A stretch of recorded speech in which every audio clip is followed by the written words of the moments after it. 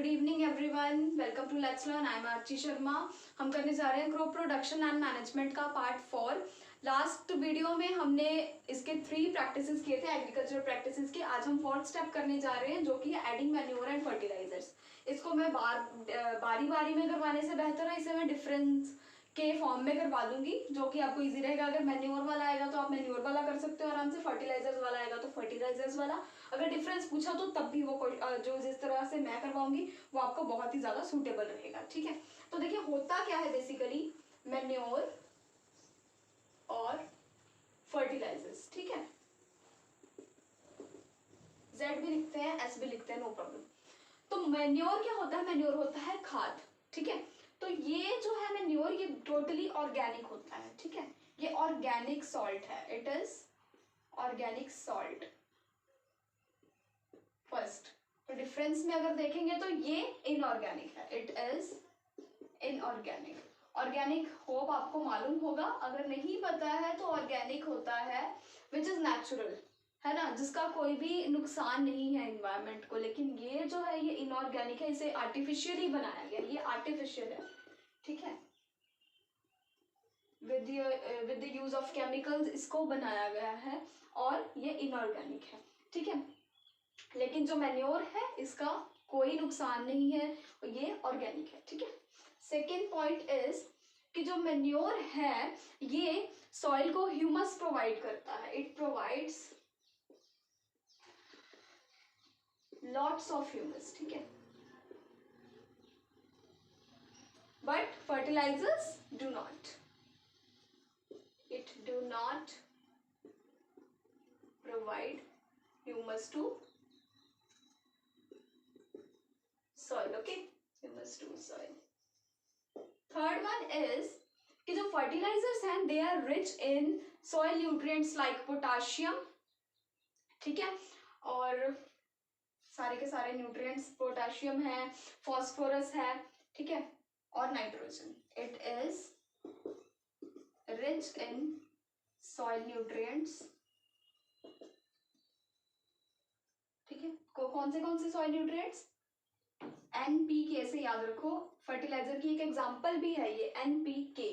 ठीक है, इसी से आपको तीनों याद रहेंगे, या फर्टिलाइजर की एक कह सकते हैं कि एग्जांपल है। फर्टिलाइजर्स अलग अलग नाम से आते हैं, D2 है, बहुत सारे हैं, तो NPK एग्जांपल है इसकी। तो NPK कहाँ से पढ़ा है? N for nitrogen, P for phosphorus and K for potassium. ठीक है, तो NPK नेम भी इसी से पड़ा है। ठीक है, तो नाइट्रोजन, फास्फोरस और पोटेशियम में जो फर्टिलाइजर्स हैं वो बिल्कुल बहुत ज़्यादा प्रोवाइड करते हैं सॉइल को, लेकिन जो मैन्योर है, जो खाद है, ये नहीं करती है। It do not provide any kind of nutrient. Okay, fourth one is कि जो मैन्योर है इसे हम आराम से फील्ड में, घर में आराम से बना सकते हैं। It is produced in fields. ठीक है, और fertilisers they are produced in factories. Okay, so very easy. क्या किया? Organic salt, inorganic salt, humus provide करता, फर्टिलाइजर्स नहीं करता है, ये प्रोवाइड करता है। ये न्यूट्रिएंट नहीं प्रोवाइड करता है, ये प्रोवाइड करता है। NPK से याद रखना है, इसे फील्ड्स में प्रिपेयर करते हैं, इसे फैक्ट्रीज में प्रिपेयर करते हैं। ओके, तो अब हमें मैन्योर डालना क्यों है और इसके बेनिफिट्स क्या है? तो मैन्योर के बेनिफिट्स करेंगे। सबसे पहला तो रहता है कि जो मैन्योर जब हम यूज करते हैं तो हमारी जो सॉइल है उसमें इको फ्रेंडली, या कह सकते हैं फ्रेंडली माइक्रोब्स का जो ग्रोथ है वो बहुत अच्छा रहता है। ठीक है, तो बेनिफिट्स ऑफ मैन्योर करेंगे। ठीक है, खाद जो है, और मैन्योर की एग्जांपल मैंने नहीं बताई थी, काऊ डंग है, ठीक है, गोबर रहती है जो, और लीव्स वगैरह डाल सकते हैं, सड़े गले पत्ते, एवरीथिंग। ठीक है, उसके बाद बेनिफिट्स ऑफ मैन्योर, उसमें छिलके भी डाल सकते हैं वेजिटेबल्स के। बेनिफिट्स ऑफ मैन्योर क्या रहता है? सबसे पहले मैंने आपको बताया यस, रिपीट। तो सबसे पहला जो इसका बेनिफिट है दैट इज कि ये बहुत बहुत ज़्यादा जो सॉइल है उसकी फर्टिलिटी को बहुत इंक्रीज करता है, ठीक है। मैन्योर से जो है प्लांट है उसकी ग्रोथ बहुत अच्छी होती है, और इसमें मैंने बोला था आपको कि माइक्रोब्स की जो है ग्रोथ वो होती है, उसके चांसेस बहुत ज़्यादा रहते हैं। ये माइक्रोब्स के लिए बहुत पॉजिटिव है, और माइक्रोब्स जहाँ पे होंगे वहाँ पे आपका जो प्लांट है बहुत अच्छे से ग्रो करेगा। सेकेंड नंबर पे ये एरिएशन बहुत अच्छे से प्रोवाइड करता है, ये सॉइल को लूजन रखता है, जिस वजह से जो सॉइल है वो बहुत सॉफ्ट रहती है और जो प्लांट है बहुत अच्छे से ग्रो करता है, ठीक है। एरिएशन में ये हेल्प करता है। और उसके बाद नेक्स्ट पॉइंट आपका आता है जो गैस एक्सचेंज है ना, गैस एक्सचेंज है, जो ऑक्सीजन और नाइट्रोजन और बहुत सारी गैसेस रहती हैं, ये फर्दर चैप्टर्स में हमें नाइट्रोजन साइकिल में पढ़ेंगे। तो वो जो गैस एक्सचेंज रहता है वो इस एरिएशन की वजह से, क्योंकि सॉइल को ये पोरस बनाती है, इसकी वजह से जो गैस एक्सचेंज है इट बिकम्स वेरी इजी, ठीक है। तो गैस एक्सचेंज के लिए, ठीक है। और नेक्स्ट हमारे पास है क्वालिटी, जो सॉइल की क्वालिटी है उसे भी ये इंक्रीज करता है, it increases quality of soil, ठीक है।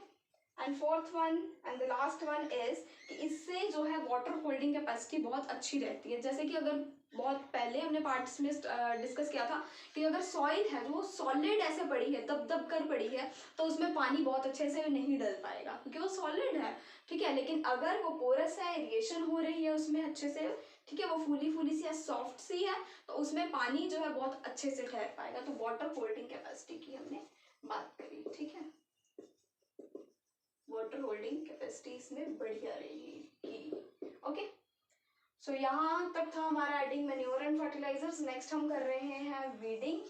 वीडिंग होता क्या है? बेसिकली वीड्स होते हैं एक्स्ट्रा एंड अनवांटेड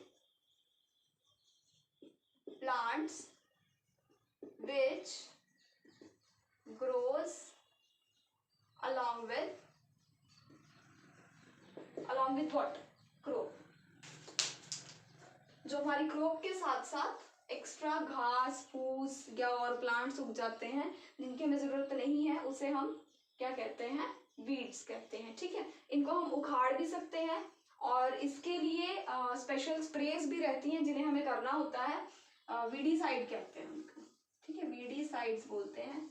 अगर खेत छोटा है तो हम उसको उखाड़ सकते हैं with the help of our hands, but अगर खेत हमारा बहुत बड़ा है तो हम इन स्प्रेस को यूज करके इनसे छुटकारा पा सकते हैं। So this is weeding. ये हमारा है फिफ्थ स्टेप, ठीक है, वीडिंग का।